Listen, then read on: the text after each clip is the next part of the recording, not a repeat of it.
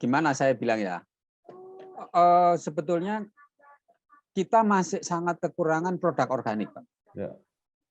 Ya, cuman memang bagaimana daya jangkau kita saja sebetulnya. Ya. Daya jangkau kita untuk sampai ke konsumen tadi. Ya. Kita belum hari ini produk organik beras saja ya contohnya itu belum memenuhi 1% dari kebutuhan konsumen secara nasional. Belum memenuhi 1%. 1% loh Pak. Ya. Padahal target nasional itu 5% sampai 10%.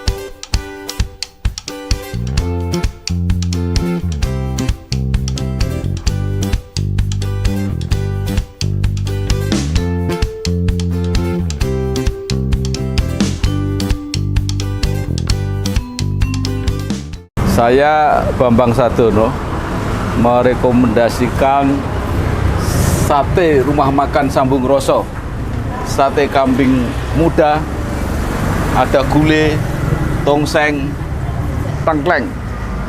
Ini tidak yang paling enak di Grobogan, tapi mungkin sate kambing paling enak di seluruh dunia.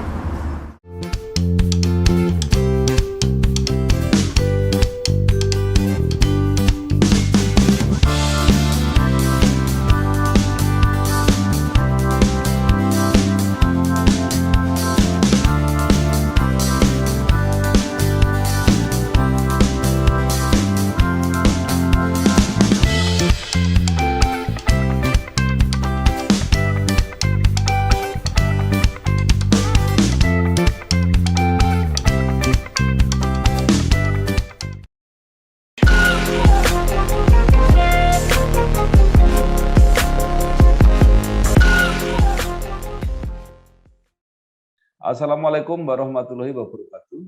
Bersama saya Bambang Sadono di Kanal Inspirasi Jawa Tengah. Mudah-mudahan kanal ini selalu bisa memberi inspirasi, motivasi, dan edukasi. Kami sedang mempersiapkan wawancara untuk membahas mengenai sertifikasi beras organik. Karena belum lama ini kami mewawancarai beberapa petani beras organik dari Kabupaten Blora yang mereka mengatakan mengalami kesulitan pemasaran karena belum ada sertifikasinya. Nah, sekarang saya sudah bertemu dengan Bapak Dr. Hewan Purnomo. Beliau adalah Direktur Lembaga Sertifikasi Organik Selo Liman atau Lesos. Apa kabar Pak Purnomo? Alhamdulillah sehat, sehat. Ya, baik. Mungkin Bapak bisa bercerita latar belakangnya ya. Kalau tidak salah Bapak ini dokter hewan, tapi kemudian membentuk Lesos ya, lembaga sertifikasi. Mungkin bisa diceritakan Pak latar belakangnya. Oke. Terima kasih Pak Sadono. Sangat apresiatif buat kami ya, karena organik hari ini sudah mulai menjadi kebutuhan masyarakat. Gitu. Karena kami sejak tahun 93 kami berjuang untuk pertanian organik itu ya tertatih-tatih gitu ya. Tapi alhamdulillah hari ini semua pihak mendukung, dari pemerintah, dari perguruan tinggi, dari aktivis gitu ya. Bahkan yang menjadi lagi adalah konsumen sudah mulai appreciate terhadap produk organik. Oke. Cerita sedikit tentang perjalanan kami. Sebelum kami mendirikan lembaga sertifikasi organik Selo Liman itu di tahun 2006. Kami sejak tahun 93 itu memang bergerak di bidang pendampingan, konsultasi di bidang pertanian organik. Ya, jadi 93. Nah, di dalam pendampingan kami juga mendampingi beberapa petani yang mereka mau bertani secara organik. Namun pada waktu panen, menjual, ketika kita kasih, ya kita beritahu bahwa ini organik, banyak konsumen yang nggak percaya. Ya ragu-ragu lah, bukan nggak percaya. Ya mereka membeli pertama, tapi tidak repeat order, tidak ada pembelian ulang. Oke. Akhirnya kenapa seperti ini? Nah, kami belajar dari pengalaman-pengalaman teman-teman yang ada di Eropa khususnya, karena kami dulu kerjasama dengan banyak negara, banyak lembaga-lembaga NGO yang ada di Eropa. Nah, ternyata di sana organik itu ya memang harus ada penjaminan gitu ya. Ada penjaminan. Kalau tidak ada penjaminan maka ya itu tadi agak susah masyarakat percaya. Lalu yang kedua begini juga, ketika mamanya kita lihat pada waktu itu ada orang menjual organik di supermarket apa segala macam, ternyata ya mohon maaf ya, yang di label-label organik, pokoknya ditulis saja organik gitu ya. Itu ternyata memang masih banyak yang tidak organik. Jadi ya hampir 90% lebih itu tidak organik. Artinya mungkin yang organik betul-betul organik mungkin hanya sekitar 5-10% saja. Nah, itu yang mendorong kami untuk mendirikan lembaga sertifikasi organik ini. Motonya adalah kita mau bantu petani. Karena kita mau bantu petani itu tahun 2006 kami dibantu oleh satu lembaga atau NGO yaitu Pergerakan untuk Pertanian dari Swiss, namanya Paneco. Nah, kami didorong upgrade oleh mereka ya untuk menjadi satu lembaga sertifikasi organik. Itu ceritanya. Jadi kami berangkat dari pendampingan, lalu setelah panen ternyata menjualnya juga tidak mudah. Nah, setelah kita berjalan 2006, kita juga pada waktu itu pas kebetulan dari Kementerian Pertanian ada program untuk ada Go Organik 2010. Jadi 2006 itu disiapkan lembaga-lembaga sertifikasi organik. Jadi pas itu nyambung ya, kemauan kami, kemauan dari lembaga yang mau mendukung, lalu pemerintahnya juga mendukung. Kurang lebih begitu cerita singkat. Selamat dan sukses kepada Dr. Haji Bambang Sadono SHMH dan Mas Bambang YR Sadono yang telah berkarya untuk bangsa selama 2 tahun melalui kanal Inspirasi Jawa Tengah, inspirasi untuk bangsa. Semoga karya-karyanya bermanfaat bagi bangsa Indonesia. Nah, lembaga sertifikasi organik ini apakah mendapat semacam legalisasi dari pemerintah seperti itu atau seperti apa, Pak? Oh ya, kami itu karena kan kita mengeluarkan sertifikat ya. Mengeluarkan lisensi terhadap kelompok, perusahaan, koperasi, personal ya. Yang memang lahannya organik lalu dan bisa dibuktikan. Lalu dari sisi manajemen mereka juga bisa dipercaya bahwa mereka akan mempertahankan organik itu. Nah, untuk memberikan sertifikat ini kami juga diakreditasi oleh namanya Komite Akreditasi Nasional. Gitu. Nah, kalau kita sudah diakreditasi oleh mereka, kita berhak mengeluarkan sertifikat. Nah, kelompok yang sudah dapat sertifikat ini berhak mencantumkan label organik yang dikeluarkan oleh pemerintah. Jadi nanti yang mengeluarkan label organiknya itu justru pemerintah, Pak ya? Ya, jadi pemerintah ada regulasinya bahwa untuk organik itu ada label khusus. Jadi standar nasional untuk sistem pertanian organik. Jadi artinya setelah direkomendasikan oleh lembaga sertifikasi ini, kemudian dikirim ke pemerintah gitu, Pak? Enggak, karena kami sudah dikasih semacam hak untuk memberikan Label. label. Oke. Tapi mereka bisa cetak sendiri karena Ya. itu hanya kayak nomor register gitu. Iya. Bagi kelompok yang sudah dapat sertifikat, dia akan ada nomor register. Ya. Nah, untuk hal-hal yang mungkin kurang apa namanya, karena tidak menutup kemungkinan gini juga, Ya. label-label itu mudah didapat ya dari online apa segala macam. Ada banyak operator yang mencetak sendiri ya gitu ya. Iya. Sehingga harus ada nomor registernya. Lalu kita ikuti dengan apa namanya barcode. Jadi setiap operator yang kita sertifikasi itu ada barcode-nya. Sehingga kalau mamanya ada konsumen mau ngecek apakah benar ini organik, tinggal di-scan nanti oh ya ini punyanya kelompok A gitu. Kalau mamanya itu punya kelompok A dipakai untuk perdagangan yang B ya nggak bisa, sehingga mungkin konsumen lebih mudah untuk membantu mengawasi. Atau mungkin bisa berkomunikasi dengan lembaga pemberi sertifikasi gitu, Pak. Bisa, di situ ada informasi semuanya lengkap.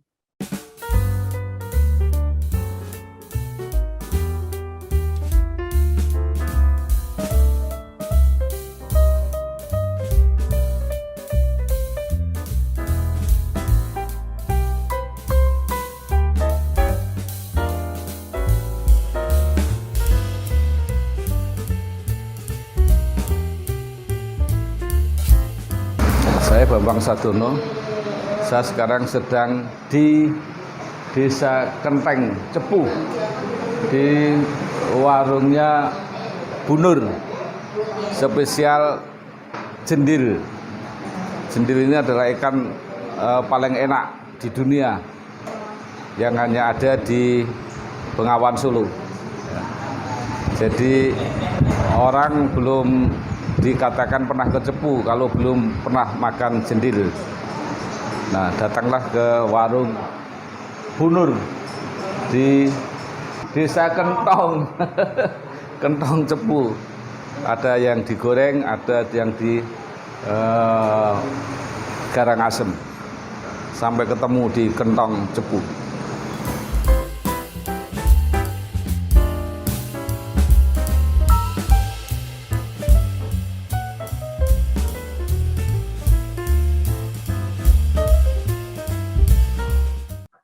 Baik, Pak Purnomo. Jadi untuk produk organik ini meliputi apa saja yang bisa disertifikasi?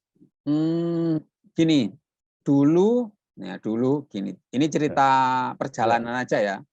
Kalau di SNI-nya jelas itu ada kurang lebih ada 5 atau 6 ruang lingkup ya. Mulai tanaman segar dan olahannya, ternak dan olahannya, lalu input pertanian kayak pupuk, pestisida, benih itu, lalu ada produk khusus jamur, itu, lalu madu, lalu ini produk liar, jadi produk yang tidak dibudidayakan secara khusus, jadi dia ngambil dari alam. Nah, itu bisa. Nah, tapi dalam perjalanannya itu ada yang menurut kami ini tidak ada di sistem pertanian organik yang kalau dulu mamanya pertanian itu kan cenderung ke makanan ya. Nah, ternyata setelah berjalannya waktu enggak ada yang mensertifikatkan ini, Pak, apa namanya wood chip. Jadi chip dari ya wood in chip itu. Lalu ada yang dari yang apa jungle. Ya, itu. Lalu ada juga yang ini mau mensertifikatkan kapas.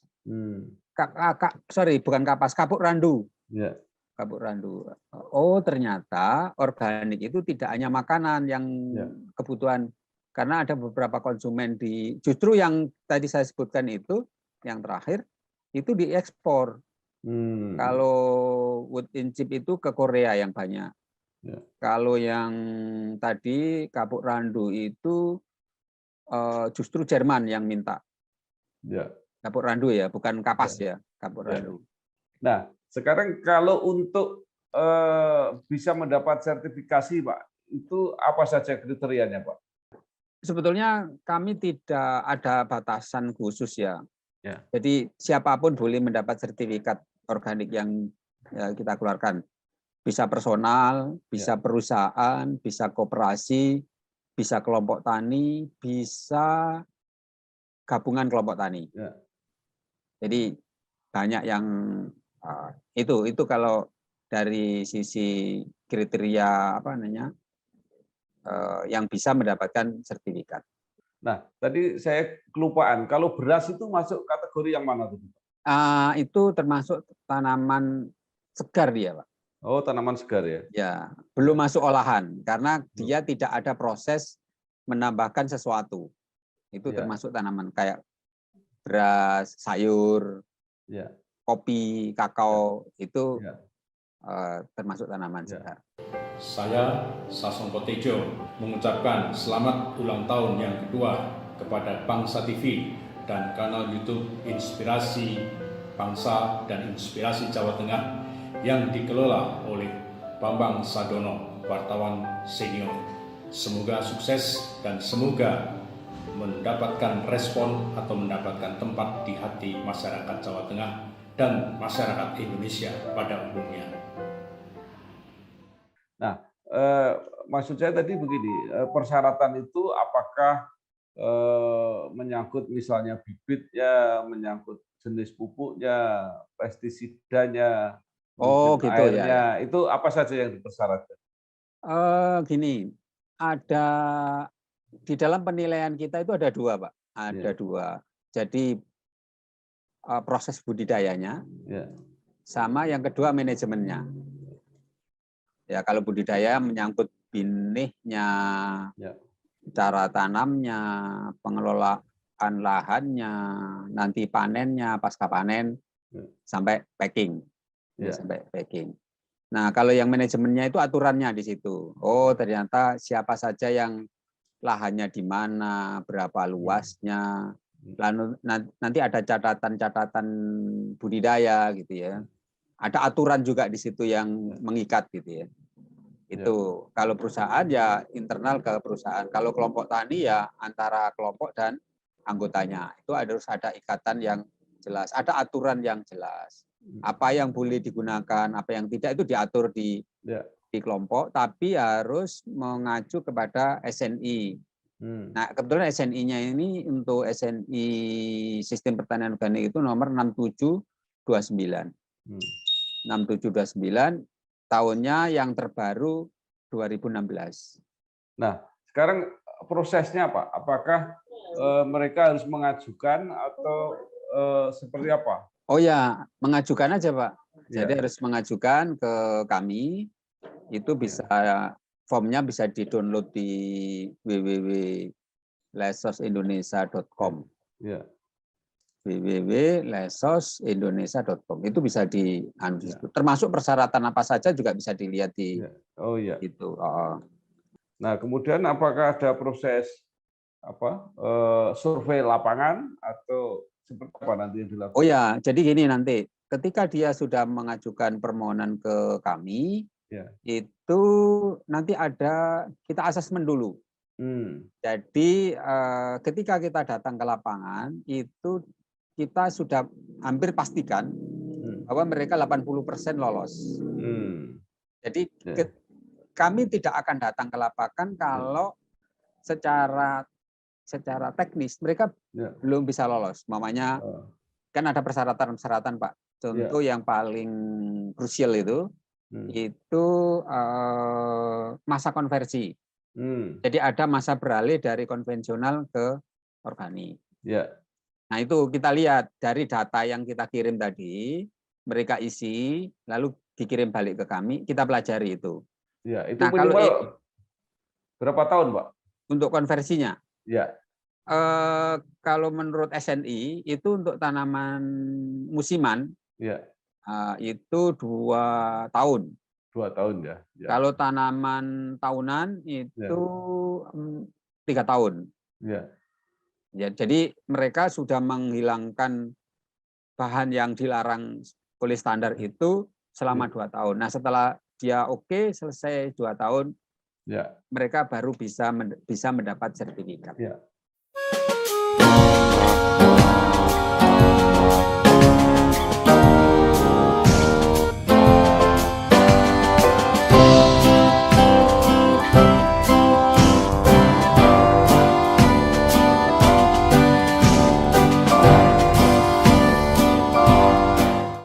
Saya Bambang Sadono, sekarang sedang berada di kuliner ayam bakar yang paling terkenal di Kecamatan Tunjungan, Kabupaten Blora. Ini namanya Bu Jami. Kulinernya adalah ayam bakar dan ayam goreng, Ibu. Ini luar biasa, pokoknya paling top, markotop di sini. Jadi kalau kita mau wisata ke Waduk Greneng, ini juga salah satu objek wisata yang terkenal di kecamatan ini. Jangan lupa mampir di ayam bakar, ayam goreng Bu Jami. Pokoknya luar biasa, maknyus katanya, betul nggih? Saya kira mari kita coba.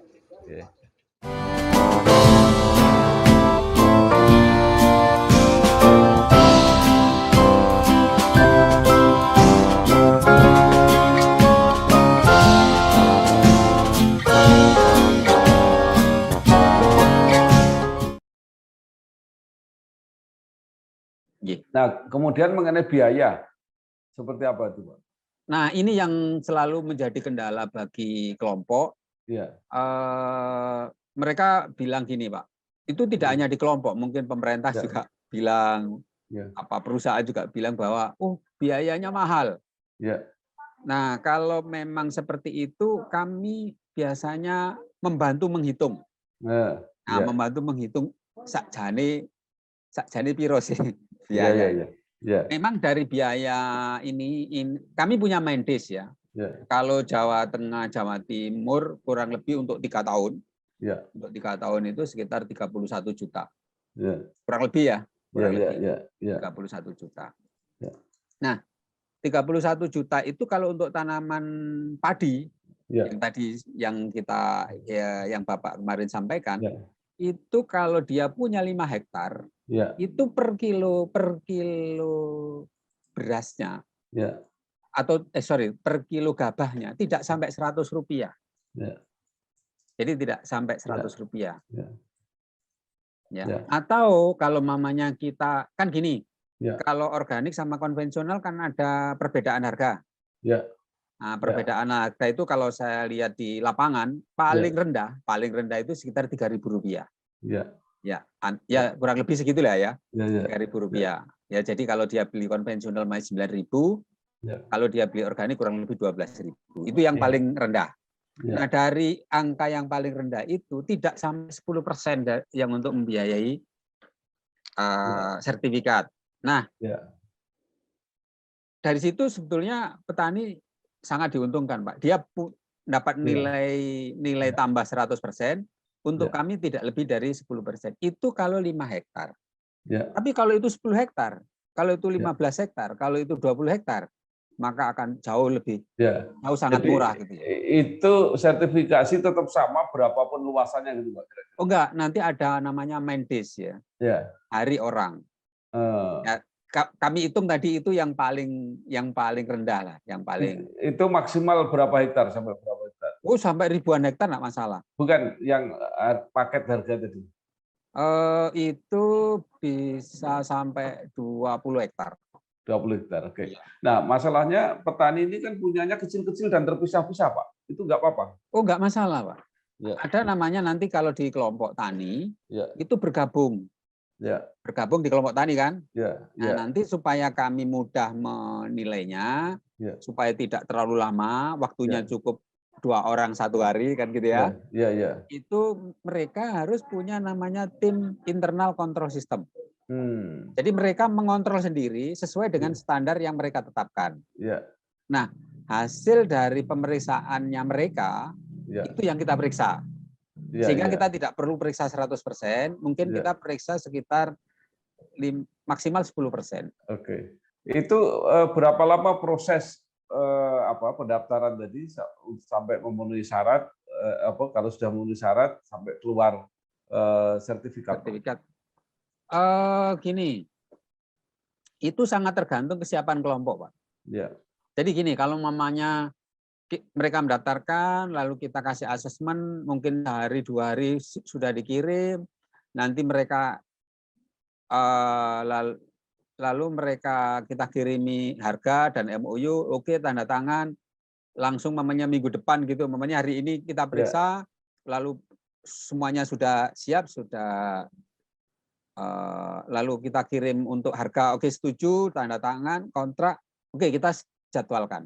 Ya. Oke, dijadwalkan, mamanya hari ini kita daftar, minggu depan sudah lengkap, kita periksa. Ya. Oke, kita periksa. Setelah kita periksa, itu kan masih dimungkinkan ada kekurangan-kekurangan, terutama administrasi ya. Ya. Ya, oke, ada sekitar 13 persyaratan itu. Oke, siap, mungkin ada kurang 1-2, oke nggak apa-apa. Secara administrasi ada yang kurang. Oke, mereka bisa memenuhi tadi untuk apa kekurangannya. Katakan mamanya minggu depan kita periksa, minggu depannya dipenuhi. Ya.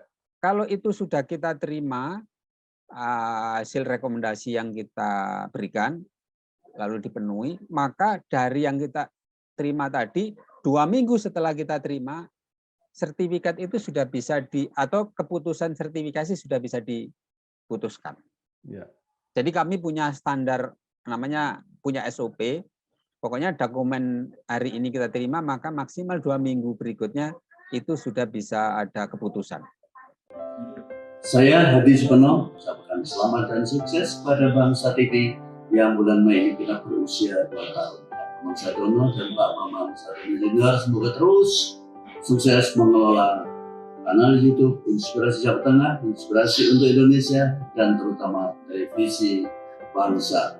Mudah-mudahan Bangsa TV tetap mampu mengawal perjalanan bangsa Indonesia menjadi lebih baik.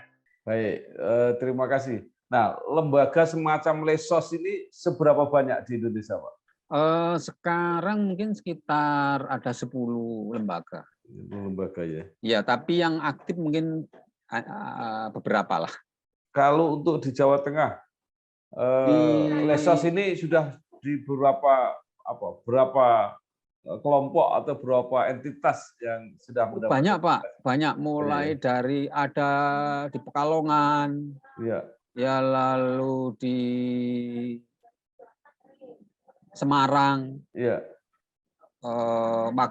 Boyolali, Karanganyar, Magelang, Wonogiri, mana lagi ya? Mungkin hampir lupa saya. Purworejo. Ya, itu tidak boleh lembaga yang sudah mendapat sertifikasi, kemudian punya anggota baru yang dimasukkan di situ, nggak bisa. Oh, artinya operator, artinya kelompok yang sudah dapat sertifikat, mau memasukkan anggota baru. Ya, artinya lahannya diperluas atau seperti apa? Oh, justru kami harapkan mereka bisa menambah anggota dan menambah luasan lahan. Nah, tapi dengan catatan harus sesuai dengan prosedur.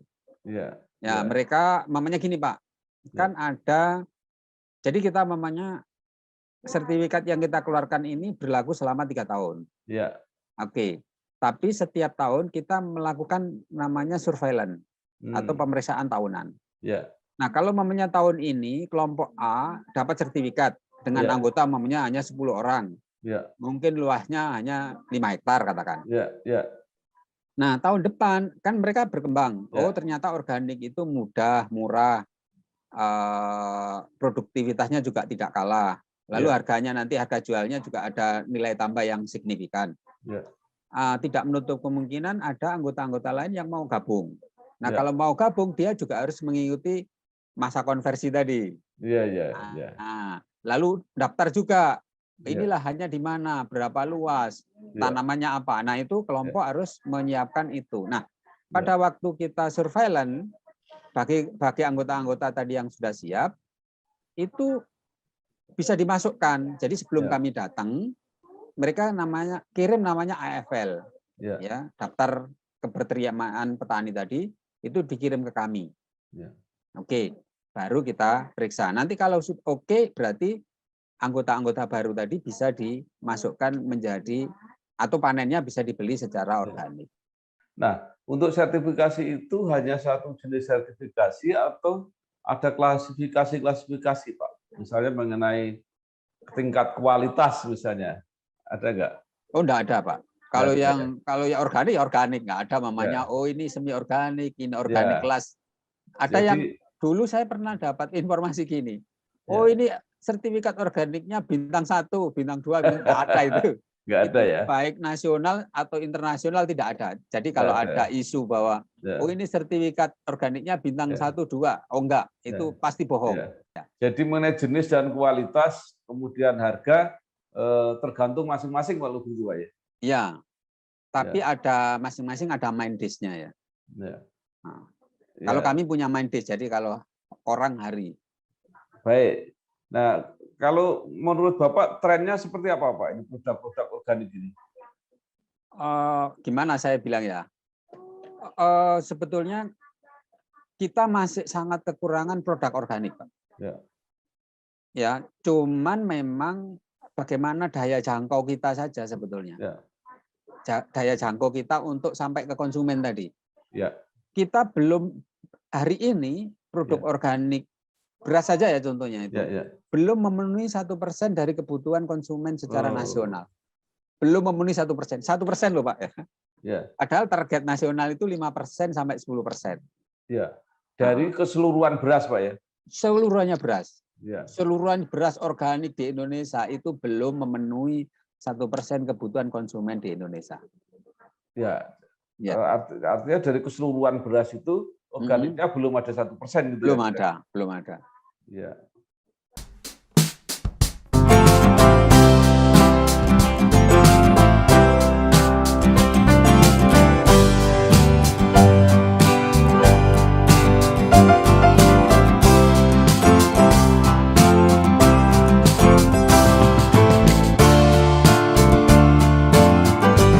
Saya Bambang Sadono. Saya sekarang sedang berada di warung Pak Gendut. Ini menunya nasi goreng, mie godok. Ini mie godok, mie goreng dan nasi goreng yang terenak di Kabupaten Blora. Kalau tidak percaya, silakan coba sendiri.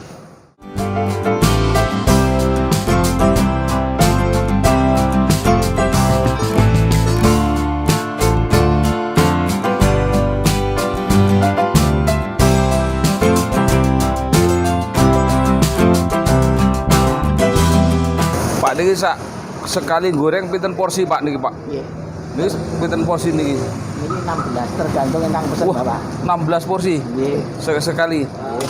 Kok warungnya sampean jenenge warung Pak Gendut sebabnya napa? Dadi kon iki nggih Kiai mriki Napa? Ini Pak Gendut tadi. Oh, jadi Pak Gendut niku karena sampean gendut ngoten maksudnya? Kemungkinan sakit. Lah terus sing bener jenenge asli sinten Pak? Kula Sutardi. Sutardi. Nggih. Asli pundi? Saking Sukoharjo.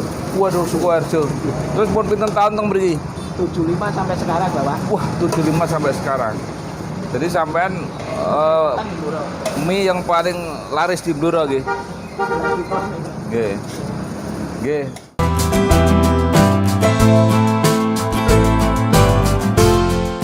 Baik.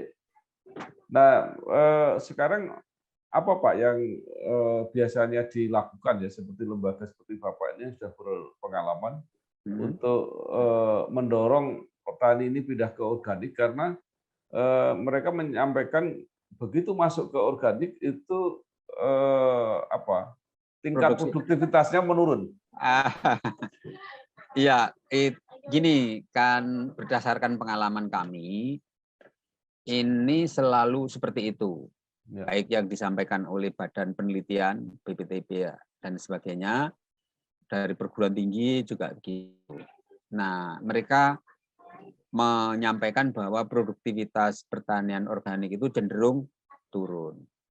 Nah, kalau itu budidaya uji coba atau musim tanam pertama mungkin ada penurunan, Pak. Tapi kalau sudah jalan, mungkin sudah 2-3 tahun, itu bahkan yang konvensional disalib. Saya bilang, iya. Kalau nanti ada beberapa, kalau Bapak bisa di www.lesos Indonesia, nanti coba aja telepon mamanya, itu ada kontak person, telepon aja di Magelang, Boyolali, Ya. Karanganyar. Selain, nah dari pengalaman kami seperti itu. Ya. Nah, kenapa turun? Karena uji coba pertama kali. Lalu uji coba pertama kali langsung mungkin pupuknya, jumlah pupuknya juga mungkin kurang, masih kurang. Lalu ini Pak, ada kecenderungan budidaya yang kita lakukan itu erosinya tinggi. Oh. Ya, terutama di sawah, apalagi sawah dengan pengairan teknis. Ya. Itu kalau kita amati itu erosinya lumayan tinggi. Nah, itu yang membuat kenapa produktivitas kita baik konvensional maupun organik makin tahun makin turun. Tidak hanya organik. Nah, Ya, semua. bagi mereka yang organik dengan penambahan pupuk, jeraminya tidak boleh dibakar atau tidak boleh dihilangkan dari lahan, lalu erosinya bisa dijaga, itu rata-rata kita sudah menyalip sekitar, kalau mamanya konvensional itu dapat 5,5, kita sudah dapat 6,5.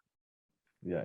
Ya, tapi butuh waktu tadi Pak, Ya. dengan menjaga ketat tadi, terutama erosi. Ya, sekarang berdasarkan pengalaman Pak Purnomo yang sudah mendapat sertifikasi itu, kecenderungannya seperti apa? Apakah setelah 3 tahun kemudian sertifikasi ulang dan lahannya tambah terus, pengikutnya tambah terus, atau justru mereka kapok? Gini, tergantung manajemennya Pak. Ya, kalau manajemennya bagus, itu makin bertambah.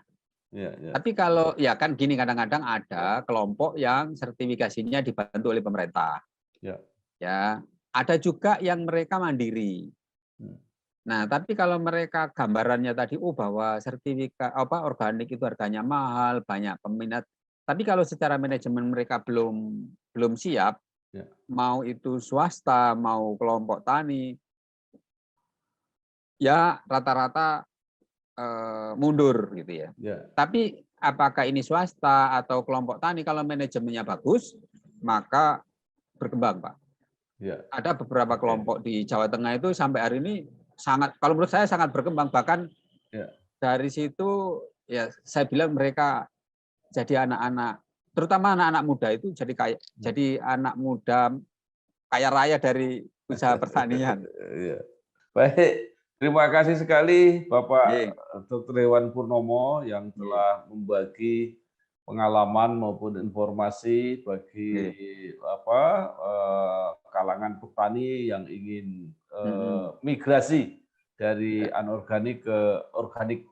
Jadi mudah-mudahan ini benar-benar informasi pengetahuan yang bermanfaat. Sekali lagi terima kasih Pak Pur. Gini Pak, sebetulnya saya ingin gini, kalau ada teman-teman petani, terutama petani-petani muda, terutama petani-petani muda, kalau memang mau belajar pertanian organik yang mudah, yang menyenangkan, yang efisien, boleh menghubungi kami. Karena kami punya program yang tadi kami didirikan untuk membantu petani. Saya yakin ke depan organik ini menjadi salah satu pilihan untuk ketahanan dan keamanan pangan. Itu pesan kami. Betul. Terima kasih sekali lagi Pak Pur. Sukses. Sama Pak Sardono. Wassalamualaikum warahmatullahi wabarakatuh. Waalaikumsalam warahmatullahi wabarakatuh.